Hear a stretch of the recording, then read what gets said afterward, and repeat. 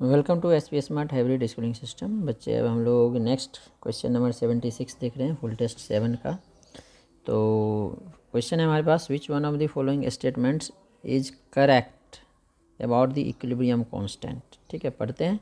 Equilibrium constant of a reaction changes with temperature. एकदम सही है। इक्विलिब्रियम कांस्टेंट जो है टेम्परेचर के साथ चेंज होता है, और इसका फॉर्मूला हमने देखा था log base 10 K2/K1 equals to होता है delta H upon 2.303 R 1/T1 minus 1/T2।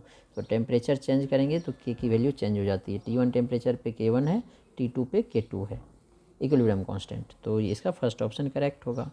Equilibrium constant always constant होता है, सिर्फ और सिर्फ टेम्परेचर पे चेंज होता है, तो इसीलिए फर्स्ट ऑप्शन करेक्ट होगा। बाकी कुछ भी चेंज करने से इक्विलिब्रियम कांस्टेंट की वैल्यू चेंज नहीं होती है। ठीक है। 77 है, if A gas at constant temperature and pressure expand. अगर गैस का एक्सपेंशन हो रहा है तो क्या होगा। ठीक है, लेकिन टेम्परेचर एंड प्रेशर क्या है, कांस्टेंट है। ठीक है, तो इंटरनल एनर्जी इंक्रीजेज नहीं। इंटरनल एनर्जी क्या होता है, delta E equals to N C V delta T. अब टेम्परेचर जो है कांस्टेंट है, तो डेल्टा टेम्परेचर कांस्टेंट का मतलब क्या है, डेल्टा टी की वैल्यू जीरो होगी, कांस्टेंट है। ठीक है, तो डेल्टा टी जीरो का मतलब डेल्टा ई जीरो होगा, मतलब इंटरनल एनर्जी चेंज नहीं होगा। Delta e two minus e one होता है, जीरो, मतलब ई टू और ई वन दोनों इक्वल होगा। इनिशियल और फाइनल स्टेट सेम होगा, इंटरनल एनर्जी रिमेंस सेम। ठीक है, नेक्स्ट है 78 नंबर क्वेश्चन है हमारे पास। Formic acid 4.5% dissociated in 0.1 normal solution at 20 degree Celsius. Ionization constant of formic acid, ionization constant that is k a की value निकालना है। फॉर्मिक एसिड HCOOH होता है, तो ये एक ही डोनेटेबल H प्लस है, ये भी मोनोबेसिक एसिड है, तो इसका भी वही फॉर्मूला लगाएंगे। और आयनाइजेशन कांस्टेंट इसका कम है, 4.5% है, तो अल्फ़ा का वैल्यू परसेंट हटाने के लिए 100 से डिवाइड कर देते हैं, तो 4.5/100 होगा। तो के ए का वैल्यू वीक एसिड के लिए C∝², otherwise C∝² /1 minus alpha होता है, तो 1 माइनस अल्फ़ा की वैल्यू बहुत कम होगा वीक एसिड के लिए, तो इसीलिए C∝²। सी का वैल्यू कितना है, कंसनट्रेशन 0.1 नॉर्मल। नॉर्मेलिटी और मोलिटी दोनों का सेम होगा, क्योंकि फॉर्मिक एसिड का एन फैक्टर 1 होता है। अल्फ़ा का वैल्यू 4.5/100 का स्क्वायर, यही होगा इसका एसिडिक कांस्टेंट। तो इसको सॉल्व करके आता है हमारे पास 2.025 इंटू 10⁻⁻4। तो 2.025 10⁻⁻4 देखो कौन सा है, ये हमारा फोर्थ ऑप्शन आ गया। 025 2.1 राउंड फिगर में लिखा गया। ठीक है, नेक्स्ट 79 नंबर क्वेश्चन है। Sum of oxidation state of all the carbon atoms present in compound. ठीक है, तो हमारे पास देखो कितने कार्बन एटम है, 6 वहाँ, एक वहाँ, 7 कार्बन एटम है। तो एक कार्बन एटम का मान लेते हैं x, तो 7 कार्बन एटम का 7x, और हमें 7x की वैल्यू निकालना है, क्योंकि सब का सम निकालना है, 7x की वैल्यू निकालना है।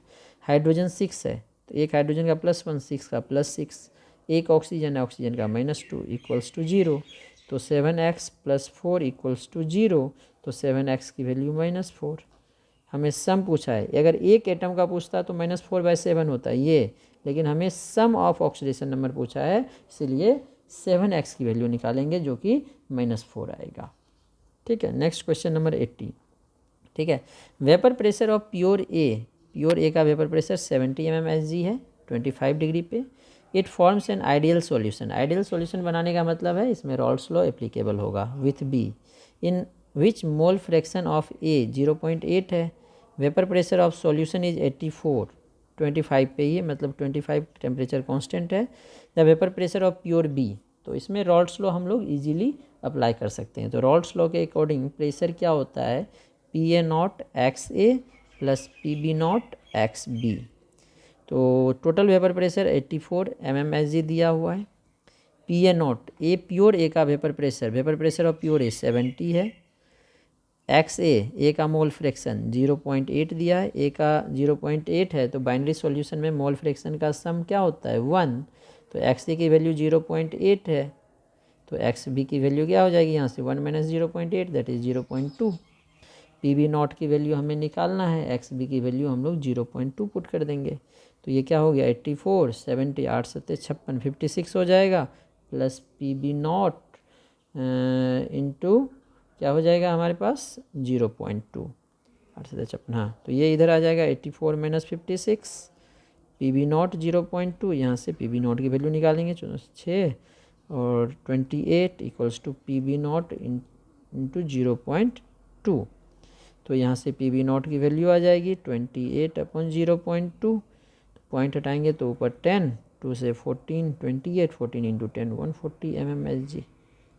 तो 140 ऑप्शन आप ढूंढो, 140 हमारा ऑप्शन 4 में है। Next question number 81। 1 mole each of the following solute are taken in 5 mole water. सबको 5 मोल वाटर में डाल दिया, मतलब सॉल्वेंट सेम है सबके लिए, ठीक है। ए बी सी डी चारों है। एज्यूमिंग 100% आयनाइजेशन, मतलब डिग्री ऑफ डिसोसिएशन जो है 1 है, पूरा डिसोसिएट होगा। Relative decrease in vapour pressure क्या हो बच्चे, इसमें वेंट ऑफ फैक्टर 1 नहीं है सबका, इसका 2 है, इसका देखो 2 आ जाएगा, इसका देखो 2 1 3 आ जाएगा, इसका देखो 3 1 4 आ जाएगा। ग्लूकोज डिसोसिएट नहीं होता है तो इसका 1 होगा। तो हमें क्या निकालना है, वेपर प्रेशर रिलेटिव डिक्रीज, मतलब delta P upon P A not किसके इक्वल होता है, आई इंटू एक्स बी। अब देखो सॉल्यूट का और सॉल्वेंट का मोल सेम है तो सबका एक्स भी सेम होगा। किस पे डिपेंड करेगा, आई पे। जिसका आई ज़्यादा है उसका डिक्रीज ज़्यादा होगा, delta P by P A not ज़्यादा होगा, तो सबसे ज़्यादा किसका है, सी का, सोडियम फॉस्फेट। उसके बाद 3 किसका है, बी का। उसके बाद 2 ए का, सबसे कम डी का। तो ये ऑप्शन आ जाएगा D A B C, third option है। थर्ड ऑप्शन करेक्ट होगा 81 का। 82 देखते हैं हम लोग। Oxidation potential of hydrogen electrode at pH 10 and hydrogen का पार्शियल प्रेशर जो है हमें 1 atm दिया हुआ है। तो इसका पूछा गया है, क्या पूछा गया, ऑक्सीडेशन पोटेंशियल। तो ऑक्सीडेशन वाला रिएक्शन लिखते हैं। ऑक्सीडेशन वाला हाइड्रोजन का रिएक्शन क्या होता है, हाइड्रोजन गैस है 2H प्लस 2 इलेक्ट्रॉन, ठीक है, यही होगा। तो अब हमें देखो pH 10 दिया है तो कंसनट्रेशन ऑफ H प्लस यहाँ से निकाल सकते हैं। pH 10 दिया तो कंसनट्रेशन ऑफ H प्लस होता है 10⁻⁻ ऑफ pH। तो pH 10⁻⁻, pH की वैल्यू 10 है, ये मोलर हो जाएगा। तो अब यहाँ से स्टैंडर्ड ऑक्सीडेशन पोटेंशियल निकालना है, तो ये क्या होगा, ई नॉट, ई इक्वल्स टू जो फॉर्मूला होता है नर्स्ट इक्वेशन से डायरेक्टली बता देते हैं।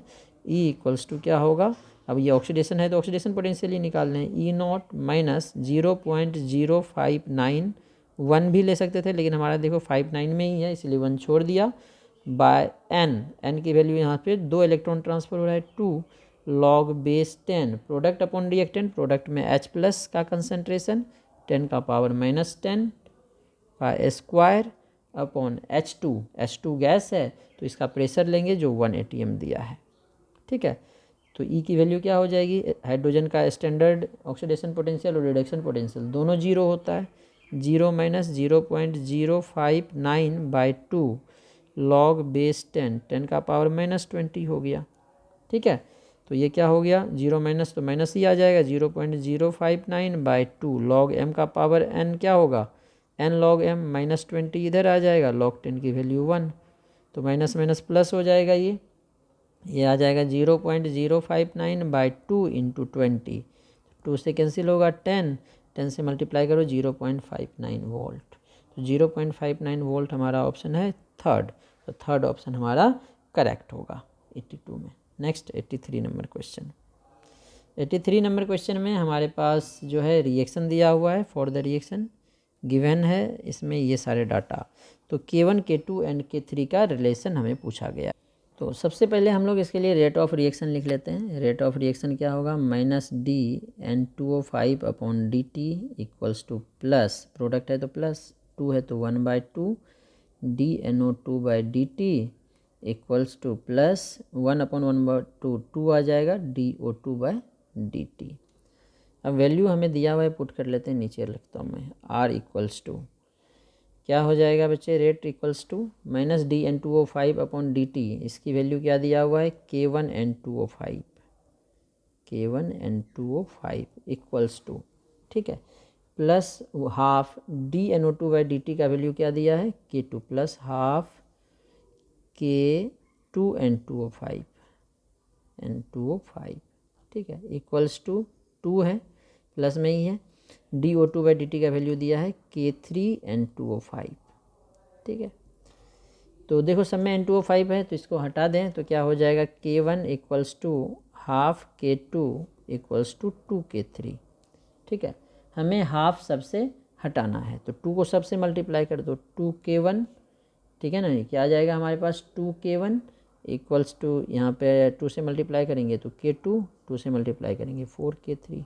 तो ये ऑप्शन ढूंढो, फर्स्ट में ही है, first option correct. Next 84 number question है हमारे पास। 5 milligram radioactive sample 90% disintegrate in 3 years, then 99% disintegrate will be। 90% 3 years में हो रहा है, ठीक है। रेडियो एक्टिव रिएक्शन है तो रेडियो एक्टिव रिएक्शन जो होता है फर्स्ट ऑर्डर रिएक्शन होता है, ठीक है ना। तो 90 हमारे कितना परसेंट दिया है, 90% 3 साल में हो रहा है तो 1% कितने साल में होगा, ठीक है। तो पहले हम लोग क्या करेंगे, के की वैल्यू निकालेंगे। अब एक चीज़ और ध्यान रखना, इसमें 5 मिलीग्राम जो डाटा दिया इसका कोई यूज हमें ज़रूरत ही नहीं पड़ेगी। तो के का फॉर्मूला क्या होता है, के इक्वल्स टू होता है 2.303/T 3 ईयर्स है, log बेस 10 A0, मान लो 100%, 100 है तो 90% डिसइंटीग्रेट हो गया तो कितना परसेंट बचेगा, 10%। तो ये 0 0 कैंसिल, तो 2.303/3 log बेस 10 10, log 10 की वैल्यू 1 होती है तो के की वैल्यू निकल गई। अब हम लोग 99% के लिए निकालते हैं, क्या है, टाइम निकालना है। तो t इक्वल्स टू क्या होगा, 2.303/K, के कितना है 2.303/3, ये 3 चलो बाद में करते हैं, ऊपर चला जाएगा, log बेस 10, इसमें भी 100% को 100 मान लेते हैं A0 को, तो 99% डिकम्पोज हो गया तो 1% बचेगा। तो 1% मतलब 0 कितना हो गया, 1% का मतलब है 0.1 ही लेना पड़ेगा ना फिर, तो 1%, 100 का 1% 1 हो जाएगा। और log 100 की वैल्यू, ये 3 ऊपर चला जाएगा, ये कैंसिल हो गया, 3 हो गया, log 100 की वैल्यू 2 होती है तो 3 × 2 6 हो जाएगा, 6 ऑप्शन थर्ड है, तो third option correct. Next 85 number question. Select the incorrect pair of cathode and anode respectively as per cell mentioned. Cathode और एनोड, ये जो है इलेक्ट्रोकेमिस्ट्री का क्वेश्चन है। ड्राई सेल में क्या बोला, इनकरेक्ट मतलब जो गलत है वो निकालना है। तो ड्राई सेल में ग्रेफाइट का सही है एनोड और जिंक का कैथोड। एक मिनट, जिंक का एनोड होता है क्योंकि जिंक का ऑक्सीडेशन होगा, तो जिंक का एनोड, और ग्रेफाइट जो है सपोर्ट के लिए ओनली यूज करते हैं, ठीक है, चलेगा। मरकरी सेल में पेस्ट ऑफ मरकरी का क्या होगा, कैथोड होता है, सही है, पहला वाला कैथोड है। जिंक मरकरी एमलगम का एनोड होता है, ये भी सही है। लेड में grid of lead packed cathode with lead sulphide, और लेड ऑक्साइड का एनोड, उल्टा कर दिया, लेड ऑक्साइड का कैथोड होता है, तो ये इनकरेक्ट है, थर्ड ऑप्शन होगा इसका, ठीक है ना। In lead storage cell grid of lead pack with lead oxide and lead जो है इनकरेक्ट होगा क्योंकि इसमें लेड ऑक्साइड का कैथोड होता है, ये एनोड बनाया है। Next 86 number question. 86 में क्या बोल रहा है, एसर्शन और रीजन दिया हुआ है। तो फर्स्ट क्या है, fluorine molecule has bond order 1, ठीक है, सही है क्योंकि F2 में टोटल इलेक्ट्रॉन्स 18 होते हैं, F2 में टोटल इलेक्ट्रॉन्स 18 है तो 14 से 4 ज़्यादा है, तो 14 के लिए बॉन्ड ऑर्डर हमने 3 बताया था, 4 ज़्यादा है तो 1 के लिए 0.5, 4 के लिए 2, माइनस कर दो 1। Number of electrons in the anti bonding molecular orbital is 2 less than that of bonding molecular orbital, इसीलिए तो 1 है बॉन्ड, क्योंकि जो बॉन्ड ऑर्डर का फॉर्मूला है NB - NA/2 होता है, इसमें जो है 2 कम इलेक्ट्रॉन होगा तब ना 2/2 1 आएगा। तो एसर्शन एंड रीजन दोनों करेक्ट है, एक्सप्लेनेशन भी सही है, फर्स्ट ऑप्शन करेक्ट होगा।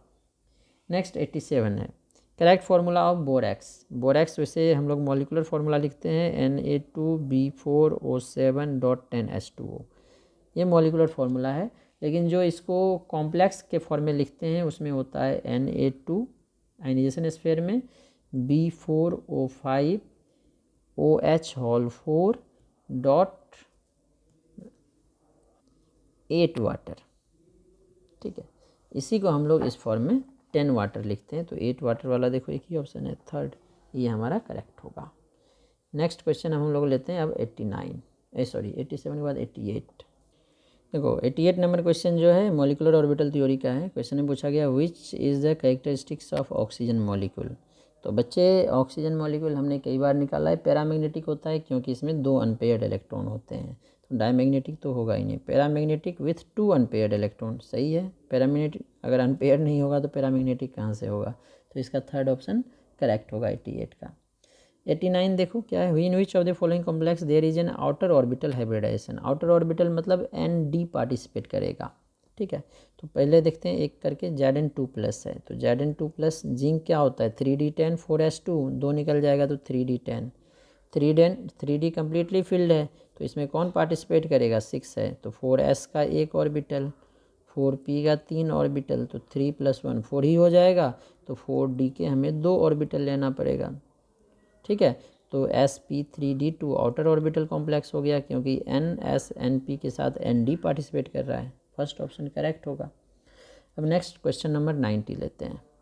तो क्वेश्चन नंबर 90 जो है इसमें बोला गया है विच of the following is strongest base. Strongest base कौन होगा चारों में से, चारों ऑप्शन अगर ध्यान से देखोगे तो सब में डोनेटेबल लोन पेयर इलेक्ट्रॉन है, इसीलिए इसकी बेसिक नेचर होगी, ठीक है। तो लुईस बेस बोल सकते हैं। अब बेसिक नेचर किसकी ज़्यादा होगी, बेसिक नेचर उसकी ज़्यादा होगी जिसका लोन पेयर रेजोनेंस स्टेबलाइज्ड नहीं होगा, इजीली डोनेटेबल होगा। इसका लोन पेयर देखो रेजोनेंस स्टेबलाइज्ड है, इसका लोन पेयर भी देखो रेजोनेंस स्टेबलाइज्ड है, इस तरह से। इसका लोन पेयर रेजोनेंस में नहीं जा रहा है, इसका भी नहीं जा रहा है क्योंकि रेजोनेंस में सिर्फ पाई बॉन्ड जा रहा है। अब इस दोनों में कौन ज़्यादा बेसिक होगा, फर्स्ट वाला होगा क्योंकि यहाँ पे sp3 कार्बन है जो +I का काम करेगा, यहाँ पे sp2 कार्बन है जो कि -I का काम करेगा, और -I group basic nature decrease करता है, एसिडिक नेचर बढ़ाता है, लेकिन यहाँ बेसिक नेचर है तो डिक्रीज करेगा, इसलिए सबसे ज़्यादा फर्स्ट का होगा। 91 नंबर क्वेश्चन है which can show geometrical isomerism. Geometrical isomerism में पहला मल्टीपल बॉन्ड होना चाहिए जो कि प्रेजेंट है, और जो मल्टीपल बॉन्डेड कार्बन है उसके साथ जो 2 एटम या ग्रुप लगा हुआ है वो डिफरेंट होना चाहिए। यहाँ पे देखो दोनों सेम है, कभी नहीं देगा, यहाँ पे भी देखो दोनों सेम है, नहीं देगा, यहाँ पे भी देखो 2 मिथाइल सेम है, नहीं देगा, यहाँ पे देखो CH3 हाइड्रोजन डिफरेंट है, CH3 हाइड्रोजन डिफरेंट है, तो ये हमारा ज्योमेट्रिकल आइसोमेरिज्म देगा।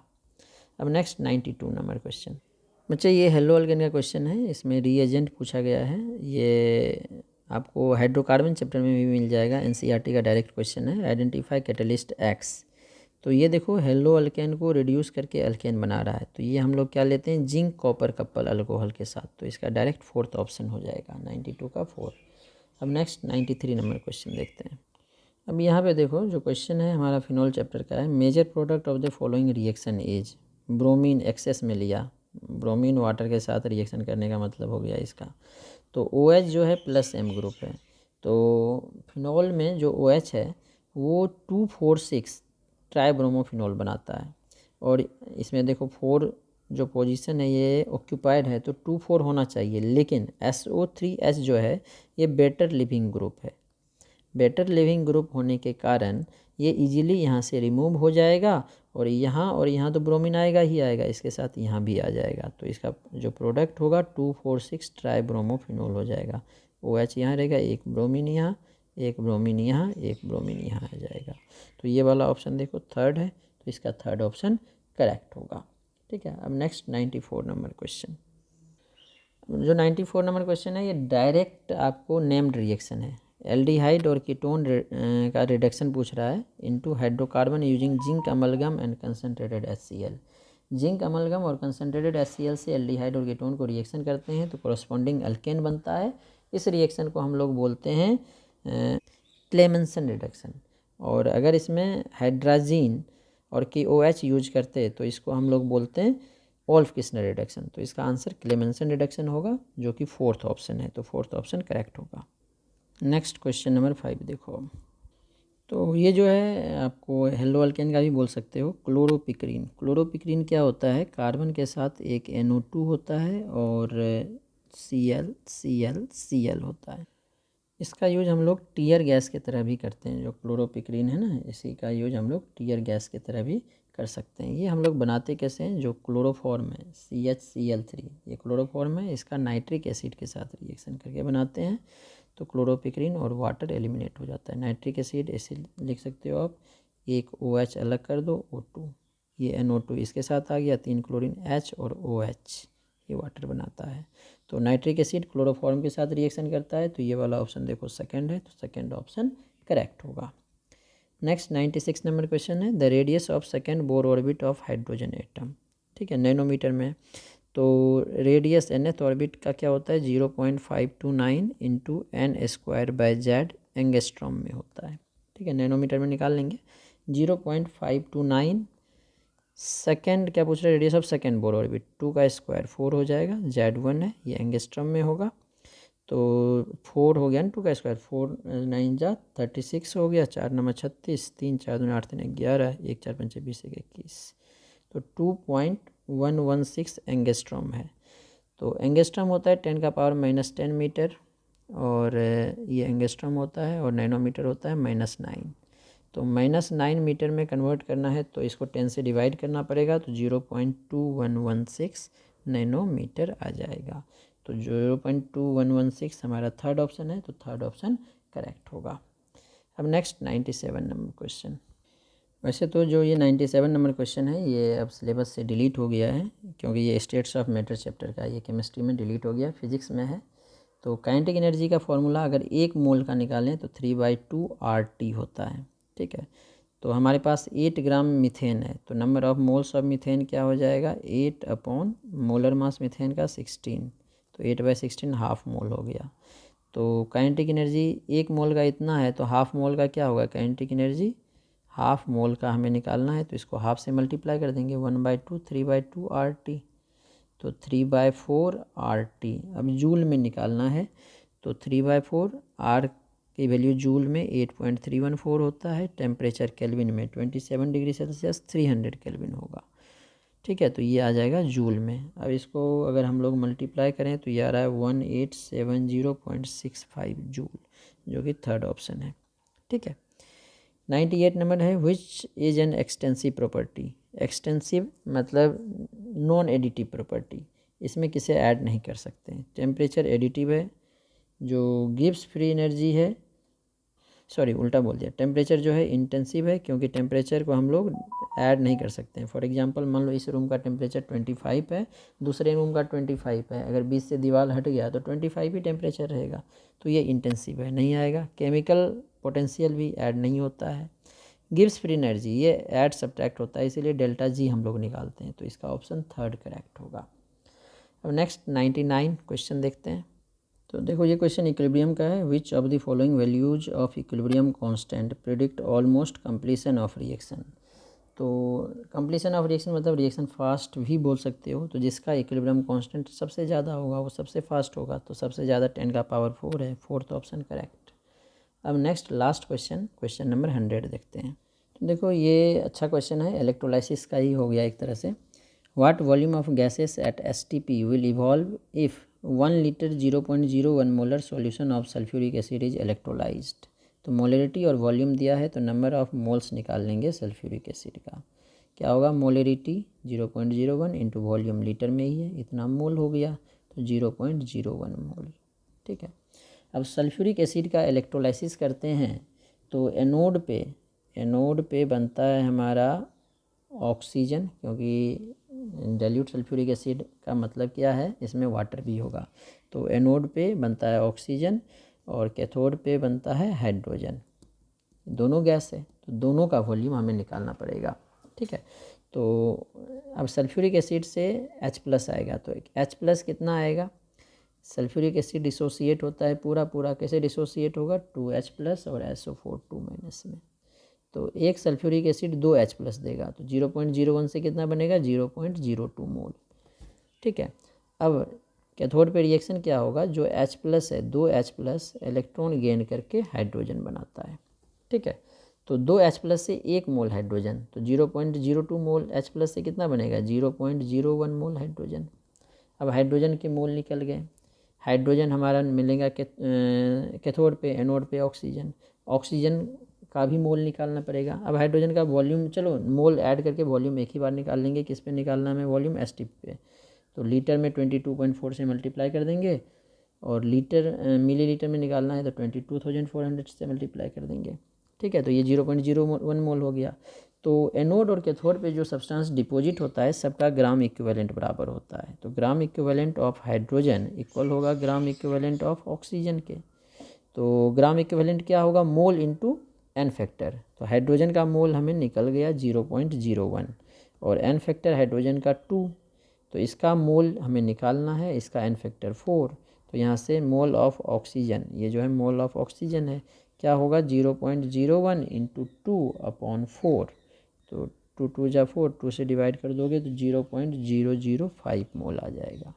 तो number of moles of gas total कितना हो गया, ऑक्सीजन हाइड्रोजन हो गया 0.01 और ऑक्सीजन हो गया 0.005 मोल।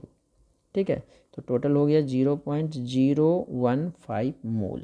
ठीक है, अब वॉल्यूम एसटीपी पे निकालना है। तो वॉल्यूम क्या हो जाएगा गैस का, mole into 22.4 litre into 22.4 litre. तो इसको मल्टीप्लाई करोगे तो 0.336 लीटर आ रहा है। तो देखते हैं ऑप्शन, 0.336 लीटर में नहीं है, इधर भी नहीं है। तो 0.336 को 1000 से मल्टीप्लाई कर लोगे तो मिलीलीटर आ जाएगा। तो क्या हो जाएगा 336 मिलीलीटर। 336 मिलीलीटर सेकेंड ऑप्शन है, तो सेकेंड ऑप्शन करेक्ट होगा।